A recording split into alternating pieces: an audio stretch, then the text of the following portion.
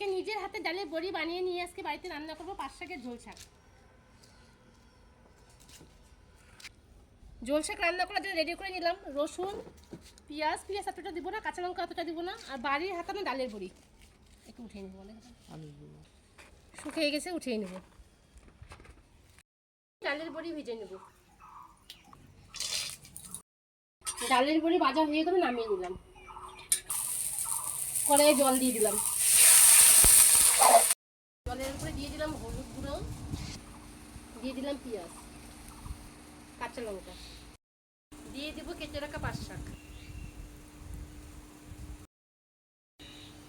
দিয়ে দেবো ডালের বড়ি, নামিয়ে দেবো।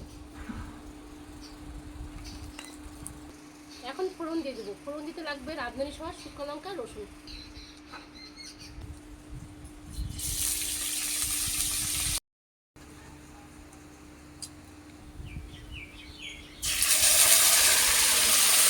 ডালের বড়ি দিয়ে পাট শাকের ঝোল শাক রান্না করা হয়ে গেলে এখন নামিয়ে নেব।